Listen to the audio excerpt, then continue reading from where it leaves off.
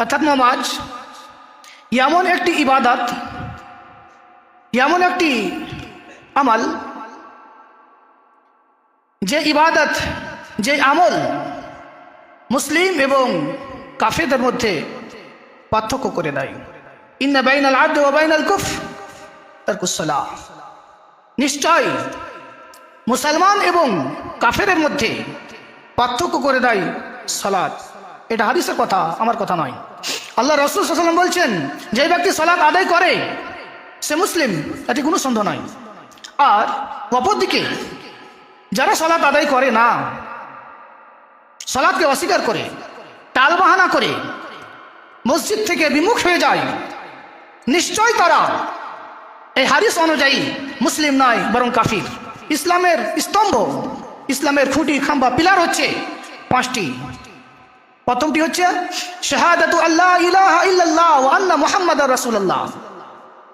এই সাক্ষী দেওয়া যে আল্লাহ ছাড়া সত্যিকার কোনো ইলাহ নাই, কোনো মাবুদ নাই, এবং মুহাম্মাদুর রাসূলুল্লাহ সাল্লাল্লাহু আলাইহি সাল্লাম আল্লাহর সর্বশেষ নবী এবং রাসূল। তারপর দ্বিতীয় নম্বর ইকামিস সালাহ, সালাত আদায় করা, যেটাকে আমরা বাংলা ভাষায় বলি নামাজ পড়া। সালাত আদায় করা, সিয়াম পালন করা,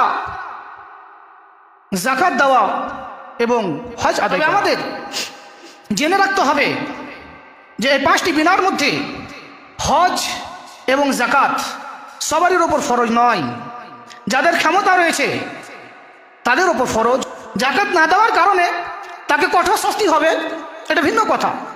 যাকাত ফরজ, যাকাত দেয় না, তার জন্য তাকে কঠোর শাস্তি হবে, কিন্তু সে কাফির নয়, সে মুসলিম। রোজাকে বিশ্বাস করে, যাকাতকে বিশ্বাস করে, হজকে বিশ্বাস করে, এর প্রতি ঈমান আছে। কোতাহির কারণে, সুস্তির কারণে, কোনো কারণবশত সে হজ, যাকাত, সিয়াম, রোজা এগুলো করতে পারে না, কিন্তু বিশ্বাস রাখে, বিশ্বাস রাখে, তাহলে সে মুসলিম, কাফের নয়। সে গুনাহগার হতে পারে, তাকে শাস্তি দেওয়া যেতে পারে, কিন্তু সে মুসলিম থাকবে। কিন্তু আর একটা কথা জেনে রাখেন, নামাজ এমন একটি ইবাদত, এতে কোনো গাফলাতি চলবে না, কোনো কোতাহি চলবে না, কোনো সুস্তি চলবে না, কোনো টাল বাহানা চলবে না, কোনো ওসর চলবে না। এমন একটি ইবাদত নামাজ, বাইনাল আবদ ওয়া বাইনাল কুফর তারকুস সালাহ। যে ব্যক্তি নামাজ পড়লো ডাইরেক্ট সে মুসলিম, আর যে ব্যক্তি নামাজ পড়লো না, কোনো বাহানা নাই, কোনো টাল বাহানা নাই, কোনো কিছু নাই, আল্লাহ কিছু শুনবে না, সে কাফির। যে বালেগ, যে আকিল, যার বিবেক বুদ্ধি ঠিক রয়েছে, যার বয়স প্রায় হয়ে গেছে 10, তাকে সালাত আদায় করতেই হবে। আল্লাহ সুবহানাহু ওয়া তাআলার কাছে একমাত্র যেটা চলবে সেটা হচ্ছে আপনার আমল। আল্লাহ যদি আপনাকে জিজ্ঞাসা করেলেন যে তুমি কেন নামাজ পড়তে না, বলো, যদি জিজ্ঞাসাই করেন যে কেন পড়তে না, তাহলে নিশ্চিত আপনি জাহান্নামে যাবেন। যেদিন আল্লাহ সুবহানাহু ওয়া তাআলা নিজেকে আল আদিল নামে পরিচয় দেবেন, যে আমি আল আদিল, আজকে আমি নাই বিচারক, আমি সঠিক ফয়সালা করবো আজকে। এবার বলি সালাতের ফাজিলত সম্পর্কে। 1 নম্বর উপকার হচ্ছে যে সালাত 5 বার আল্লাহ সুবহানাহু ওয়া তাআলার সামনে দাঁড় করিয়ে দেয়। সালাত এমন একটি ইবাদত, এমন একটি আমল, যেটা বন্ধু এবং শত্রু দুজনকে এক জায়গায় দাঁড় করিয়ে দেয়। সালাত এমন একটি আমল, এমন একটি ইবাদত, যেটা আল্লাহ সুবহানাহু ওয়া তাআলার সবচাইতে কাছে নিয়ে চলে যায়, আল্লাহ সুবহানাহু ওয়া তাআলার সাথে কথা বলার সুযোগ করিয়ে দেয়। সালাত এমন একটি ইবাদত, যে ইবাদত, যে আমল করতে গেলে, পড়লে গেলে মানুষের চোখের গুনাহ, হাতের গুনাহ, পায়ের গুনাহ, পুরো বাদানের গুনাহ মাফ হয়ে যায়।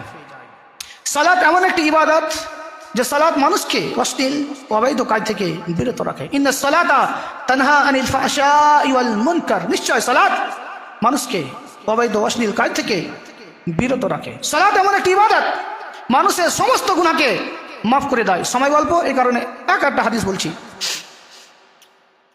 আল্লাহ রাসূল সাল্লাল্লাহু আলাইহি ওয়াসাল্লাম বলেছেন, আনাস ইবনে মালিক রাদিয়াল্লাহু তাআলা আনহু তিনি বলছেন যে একজন ব্যক্তি আল্লাহ রাসূল সাল্লাল্লাহু আলাইহি ওয়াসাল্লামের কাছে এসে বলল, হে আল্লাহ রাসূল, আমি শাস্তি পাওয়ার যোগ্য, আপনি আমাকে শাস্তি প্রদান করুন, আমাকে শাস্তি দেন।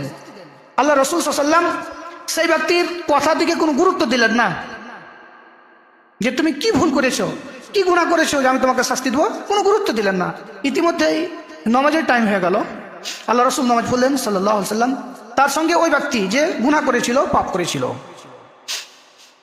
তো সেও নামাজ পড়লো। নামাজ পড়ার পর আবার একই কথা, আল্লাহ রাসূল আমি আপনার কাছে এসেছি, আমি শাস্তির যোগ্য, আমি শাস্তি পাওয়ার যোগ্য, আপনি আমাকে শাস্তি দেন। আল্লাহ রাসূল সাল্লাল্লাহু আলাইহি ওয়াসাল্লাম বললেন, এই তুমি নামাজ পড়ো নাই?